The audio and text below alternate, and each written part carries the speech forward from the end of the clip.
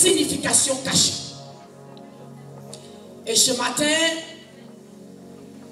Dieu va dévoiler le sens caché de Rameau.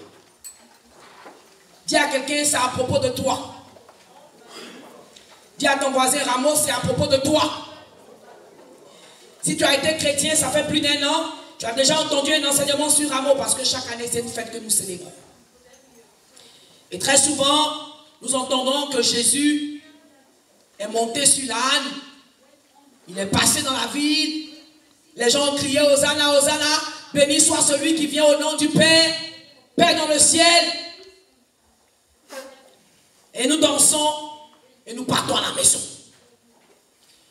Mais aujourd'hui, Dieu veut que je donne à son peuple l'enseignement caché de Rameau.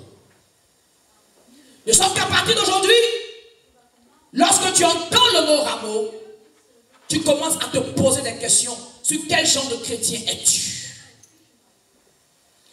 Pourquoi particulièrement Rameau? Pourquoi pas les feuilles de papayer? C'est un arbre. Pourquoi pas les feuilles de mangue? Pourquoi particulièrement les feuilles de palmier? Rameau. Il y a une signification cachée de Rameau et ce matin, l'Éternel va te le révéler. Gloire à Jésus. Nous allons lire ensemble dans le livre de Matthieu 21, de 1 à 11. La Bible dit, lorsqu'ils approchaient de Jérusalem et qu'ils furent arrivés à Bethphagée, vers le mont des Oliviers, Jésus envoya 2 disciples. Demande à quelqu'un ce matin, est-ce qu'on peut t'envoyer? Est-ce que Jésus peut t'envoyer? Est-ce qu'il peut te donner une mission que tu vas compléter? Est-ce qu'il peut t'envoyer et tu vas aller et achever la mission, pas comme tu veux, mais comme Dieu veut que tu fasses? Jésus leur dit, allez au village qui est devant vous. J'aime la version anglaise. Elle dit, allez au village qui est à votre opposé. Alléluia. Un enfant de Dieu ne doit jamais baisser la main quand quelque chose te fait face, quand quelque chose est devant toi, quand quelque chose est sur le chemin de ce que tu dois avoir. Alléluia. J'entends beaucoup de chrétiens, dès qu'il y a une petite difficulté, oh, ce n'est pas la volonté de Dieu. Dès qu'ils commencent à aller à l'école et les devoirs commencent à devenir difficiles, je vais devenir pasteur. Ils ont dit que le pasteur n'est pas intelligent. Tu penses que le pasteur là, c'est un échappatoire? Alléluia. Gloire à Dieu. En Afrique, les gens vont à l'école, tu as 0, il est devenu pasteur. Dommage pour ceux qui vont dans l'église d'un pasteur qui n'est pas appelé, qui utilise l'appel pastoral comme un échappatoire. Mais ce matin, je viens dire à un enfant de Dieu que l'opposition ne signifie pas que ce n'est pas le plan de Dieu. Au contraire, l'opposition te montre quel genre de personne tu es. L'opposition révèle ta caricature. L'opposition démontre quand toi Dieu a mis quelque chose de fort, quand toi Dieu a mis quelque chose de résistant, quand toi Dieu a mis quelque chose qui peut accomplir quelque chose de grand. Personne n'accomplit quelque chose de grand facilement. Donc même le jour qu'il devait aller à la croix, il y avait des oppositions. Et Jésus leur a dit, allez là-bas. Allez dans ce village et vous y trouverez tout de suite une ânesse attachée et un ânon avec elle.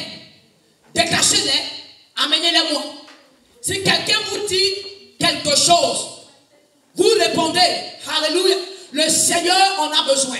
Ce matin, je cherche un enfant de Dieu qui va répondre à son travail. Le Seigneur a besoin de moi. Je cherche un enfant de Dieu qui va répondre à la maladie. Le Seigneur a besoin de moi. Je ne mourrai pas, mais je vais vivre afin que je sers mon Dieu. Ce matin, je cherche un enfant de Dieu qui va répondre à sa famille. L'Éternel a besoin de moi. Tu ne peux pas me clouer à la maison. Me dire non, ne va pas à l'église. Non, ne sert pas l'Éternel. Car il a besoin de moi. Il dit, vous allez, si quelqu'un pose une question, dites-leur, le Seigneur en a besoin. Je cherche un enfant de Dieu ce matin qui va dire à son argent, le Seigneur en a besoin. Je cherche un enfant de Dieu ce matin qui va dire à son temps, le Seigneur en a besoin. Je cherche un enfant de Dieu ce matin qui va dire à son talent, le Seigneur en a besoin. Il y a plusieurs chrétiens qui sont assis sur les talents. Ils sont assis sur le talent que Dieu leur a donné. Mais ce matin, le jour de Rameau te rappelle que l'Éternel a besoin de ce talent. L'Éternel a besoin de ton temps. Il a besoin de ton argent. Peux-tu dire ce matin, à ces trois choses, l'Éternel en a besoin. Le Seigneur en a besoin.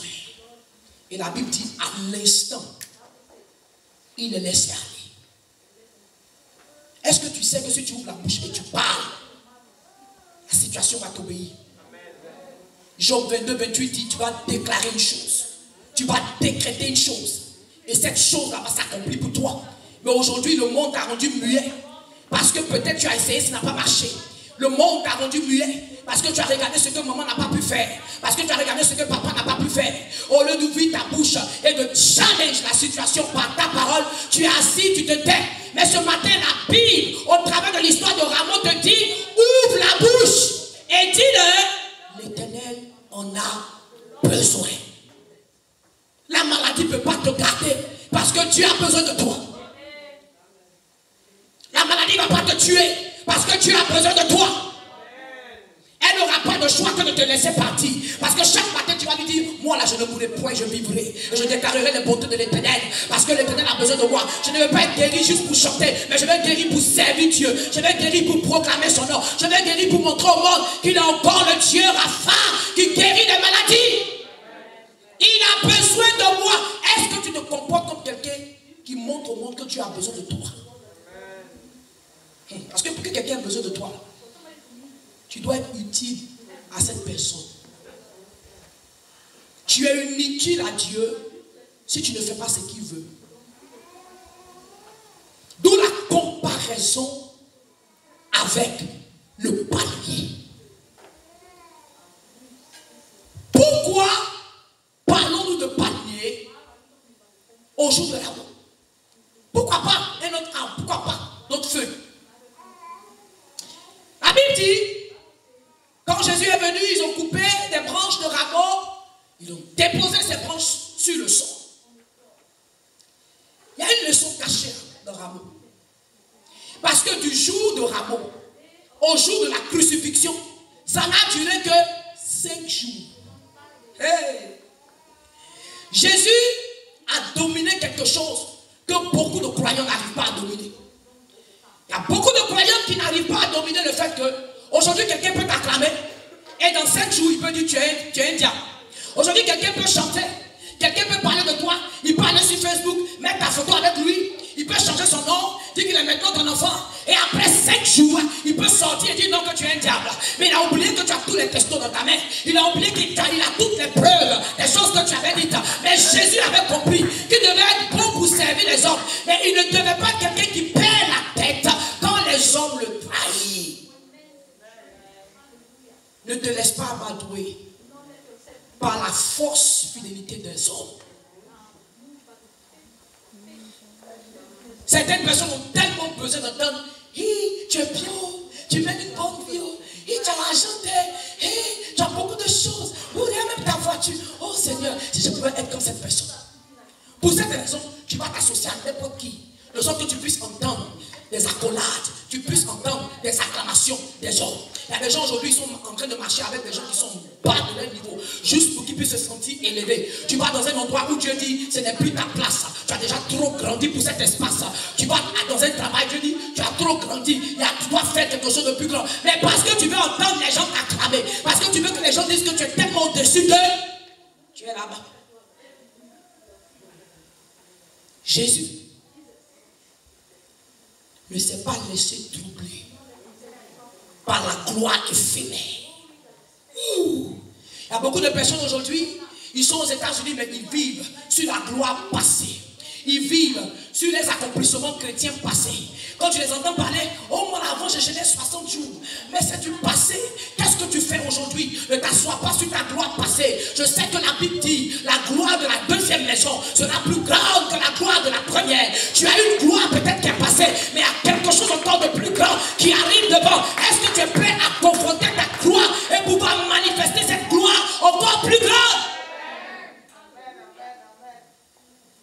y a des gens,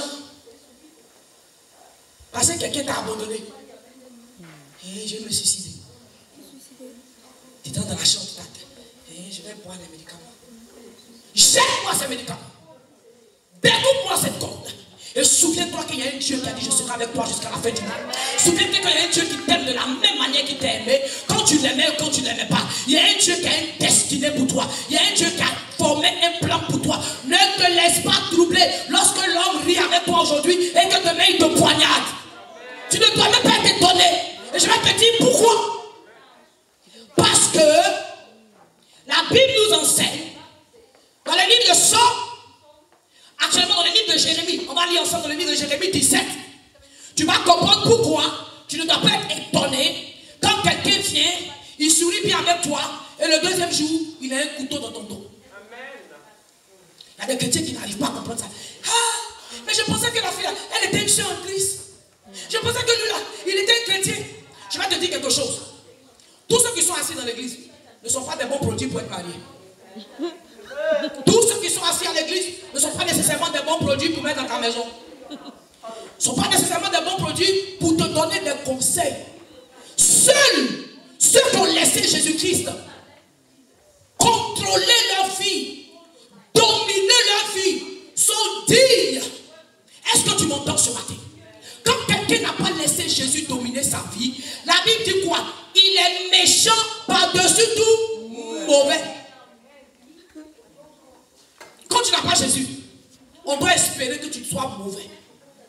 Quand Jésus n'a pas changé ton cœur, quand Jésus ne t'a pas transformé, quand Jésus ne t'a pas libéré, on ne doit pas être surpris du caractère que tu as. On ne doit pas être étonné des réponses que tu as. Lisons ensemble la Bible. La Bible dit, Jérémie 17, on lit de 7 à 9. Béni soit l'homme, dis avec moi, béni soit l'homme qui se confie dans l'Éternel et dont l'espérance est dans l'Éternel. Est-ce que tu m'entends ce matin, enfant de Dieu? Dès que tu mets ta confiance en Dieu, tu es déjà béni. Tu n'es pas béni parce que tu as une grosse voiture. Tu n'es pas béni parce que tu as une grosse maison. Tu n'es pas béni parce que tu es marié. Tu n'es pas béni parce que tu as des enfants. Tu es béni automatiquement. Dès que ta confiance elle est placée en l'Éternel. Il y a plusieurs personnes qui ne savent pas qui ils sont. Tu es déjà béni, enfant de Dieu. Dès que tu mets ta confiance et ton espérance en Dieu, alors ta bénédiction n'a rien à voir avec ce que tu as et ce que tu n'as pas aujourd'hui. Ta bénédiction, elle est automatiquement dérivée du fait que tu as mis ta confiance en Dieu. Alors tu es déjà béni, tu ne peux pas être maudit.